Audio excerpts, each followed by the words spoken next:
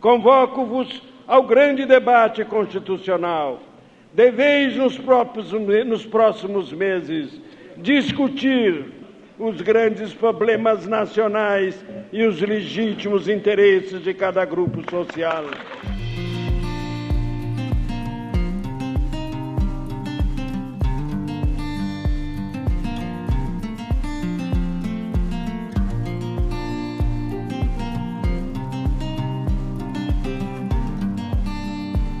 Declaro promulgada o documento da liberdade, da dignidade, da democracia, da justiça social do Brasil. Que Deus nos ajude que isto se cumpra.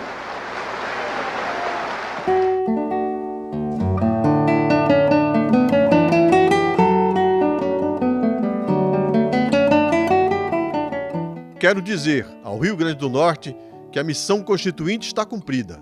Se inicia uma nova fase, a missão parlamentar de auxiliar e exigir o cumprimento da nossa Constituição.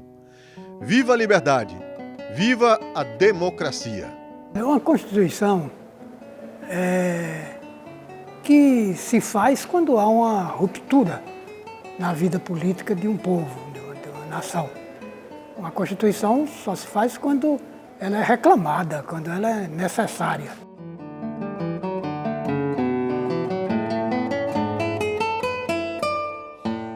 Nós somos o estado que talvez tenha o maior número de constituições do Brasil. O Brasil tem 7 constituições. O Rio Grande do Norte tem 15 constituições. E o que a gente vê, na verdade, é que no começo da história, principalmente da República, isso era feito a partir do poder. A de 89, ela trouxe esse aroma da participação popular. E, na verdade, saber sobre Constituição é você ter ciência dos seus direitos e dos deveres. Isso significa cidadania. Rio Grande do Norte, esplendente, indomado, guerreiro e gentil, nem calma domina o insolente, nem o alarde o teu peito viril. Em 1988, nós trouxemos vários deputados federais constituintes para falar aos 1.500 participantes do encontro. Aqui foi feito o regimento interno, que foi adotado por todas as assembleias legislativas do Brasil e de autoria do deputado Paulo de Tarso. Meu propósito foi fazer o quê? Possibilitar que a Constituinte fosse um ambiente do mais livre e aberto debate, com a possibilidade de todos os parlamentares terem voz, com o objetivo, inclusive, de propiciar a participação popular, chamando a atenção da opinião pública para isso. Mas antes do processo partir para um texto final,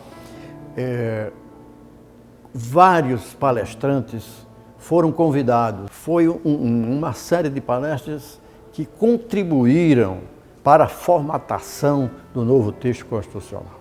Como deputado federal à época, fui convidado honrosamente pela Assembleia Legislativa do Rio Grande do Norte e aqui vim compartilhar com os meus colegas questões de distribuição de competências constitucionais entre a União, Estado e municípios.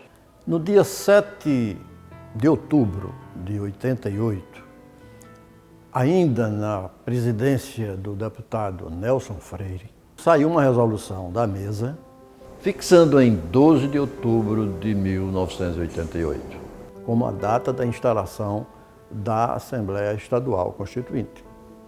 E em 16 de fevereiro do ano seguinte foi entregue o anteprojeto, foi nomeada a Comissão Geral da Assembleia Estadual Constituinte, cujo relator era o deputado Nelson Queiroz. E ficou Arnóbio Abreu conduzindo os trabalhos da Constituinte de 89. Fevereiro de 89 também coincidiu com a eleição da nova mesa diretora da Assembleia. Eu cheguei em 1975. Em 1989, no ano da elaboração da Constituição, eu era o presidente da Assembleia Legislativa do Rio Grande do Norte. E graças ao esforço de muita gente, do presidente, do relator, da assessoria jurídica, de Marcelo Navarro, de doutor Herbert Spencer, nós temos uma Constituição moderna que funciona até hoje. E os deputados, conforme sua credibilidade e seu relacionamento com os vários setores da sociedade, traziam os desejos, as vontades, né, daquilo que entendiam que era importante constar do texto constitucional. E a nós cabia fazer as emendas, que eles apresentassem aquelas emendas para discussão e aprovação do plenário.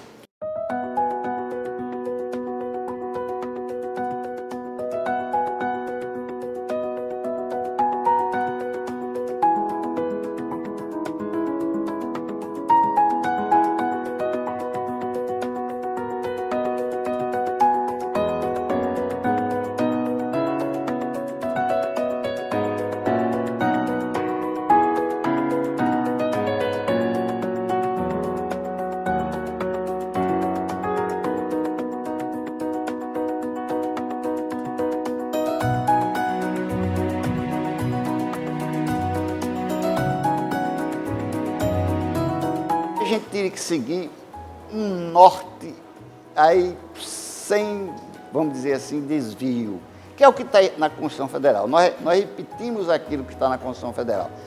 Claro, adaptando algumas coisas à situação dos estados ou do Estado. O deputado Robson Faria, à época, propôs essa emenda, foi aprovada. Era uma expectativa da juventude legítima, que acabara de obter o direito de votar aos 16 anos. E continuava impedida do direito de dirigir veículo. Mas, 2 ou 3 dias depois, foi derrubada pelo Supremo Tribunal Federal em nome dessa centralização nacional. Com a concordância do relator, colocaremos o texto em votação e os que votarem sim aprovarão já com os destaques solicitados pelo deputado Paulo de Tarso. Com a palavra, mesa secretária, para a chamada nominal dos senhores deputados. Nós tínhamos à tarde a reunião plenária e tínhamos pela manhã as reuniões da Constituinte. E entre uma coisa e outra a gente fazia as comissões da casa. Consequentemente, nós tivemos um trabalho muito bom, um trabalho elogiável, a quem a gente deve muito a essas pessoas, os deputados Arnóbio, o deputado Nelson e o ex-deputado Paulo de Tarso. Havia a consciência dos parlamentares, até dos mais jovens, que era um momento importante no exercício da atividade parlamentar, pela responsabilidade que cada um deles tinham de poder contribuir para redigir uma carta constitucional no Estado que refletisse o desejo da sociedade. Então, foi um momento muito importante e todos nós nos sentimos orgulhosos de fazer parte dessa história. Durante os trabalhos constituintes, 4 comissões especiais foram instaladas: a da ordem política institucional, da ordem econômica, orçamento e finanças e a da ordem social. Ao todo, foram 186 sessões da Constituinte e 498 emendas apresentadas e votadas em plenário em 2 turnos, o que resultou em 162 artigos, alguns pioneiros na legislação brasileira. Eu me recordo de uma emenda do deputado José Adécio, que ainda hoje é objeto não de debate, mas de aplauso, que foi aprovada, é pioneira no direito constitucional brasileiro, que é a obrigatoriedade da correção monetária dos salários do funcionário público pagos com atraso. Em votação. A palavra ao deputado Nelson Queiroz. Por isto, também eu recomendo aos senhores constituintes aprovar o texto. E aprovando o texto, nós estamos fazendo justiça a esta categoria de servidores. Todos os deputados debatiam, nós votamos artigo por artigo e tudo foi levado ao conhecimento popular. Eu me lembro, por exemplo, de uma emenda parlamentar que deu autonomia financeira para o ERN. Uma outra que criou o Plano Estadual de Saneamento. Há uma outra também que ela proibiu a dispensa sem justa causa do servidor público. Outra emenda da minha autoria foi a que criou a Comissão de Defesa das Crianças e Adolescentes. O artigo 8º da Constituição dos Direitos Sociais. Aí eu apresentei a emenda sugerindo a inclusão da habitação, a promoção pelo governo da construção de moradias. Artigo 19, item 9. E eu incluí o meio rural, para beneficiar também o meio rural. E o meu pensamento era o problema do êxodo rural. Cuidava do patrimônio, como deferir títulos proprietários para as pessoas que tinham posse na agricultura. A parte comercial, a gente foi discutir também, naquela época já se falava em abrir o comércio aos domingos. Pela lei, a Assembleia Legislativa do Rio Grande do Norte tem 24 deputados, mas a Constituição de 1989 tem ao final 27 assinaturas. Isso porque, neste período, 3 deputados se afastaram para assumir cargos no governo do Estado. E a dedicação aos trabalhos da Constituinte também se estendeu à imprensa e aos servidores da casa, muitos deles ainda hoje em atividade.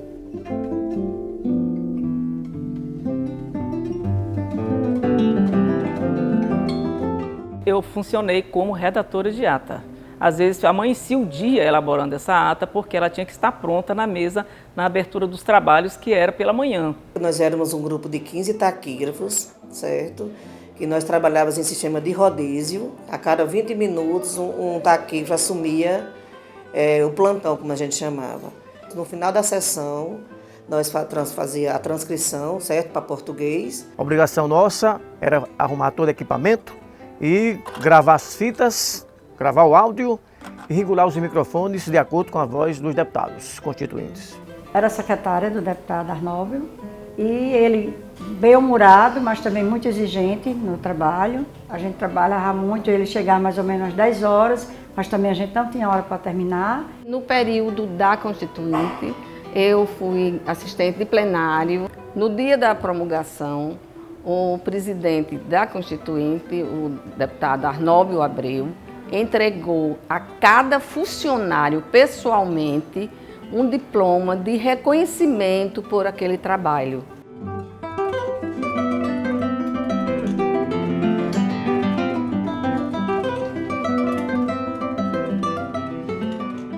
Na época da Constituinte, eu era colunista do Diário Natal, então o jornal mais importante da cidade, e eu assinava a coluna Roda Viva. Não faltava notícias. A época da Constituinte Estadual, eu trabalhava na Tribuna do Norte e para o Grupo Estado de São Paulo, Agência Estado.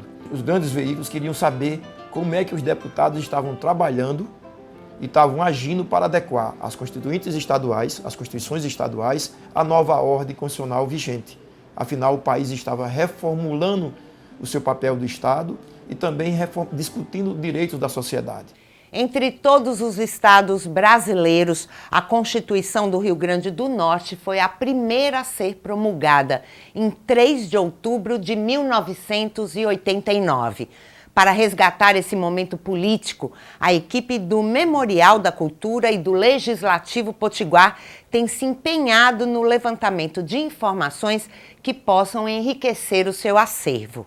Somos garimpeiros da história. Cada item, cada fotografia, cada informação que nos chega está sendo como se fosse realmente uma pepita de ouro, para que ela venha a ser lapidada e que se torne um berço, um veio para as futuras gerações. Nossa Constituição é um verdadeiro marco para o Rio Grande do Norte. É necessário que todos conheçam e reconheçam a importância que esse texto teve e tem para o povo potiguar. É fundamental que os mais novos saibam a história e o contexto da elaboração da Constituição Estadual. Este documento é o verdadeiro símbolo da democracia, uma conquista de uma geração preocupada com o futuro do nosso país. E agora que estamos celebrando 30 anos daquele período histórico, é o momento ideal para que possamos mais uma vez unir e encontrarmos novos caminhos, sempre pensando no melhor para o Rio Grande do Norte. Na tua alma nasceu Miguelinho.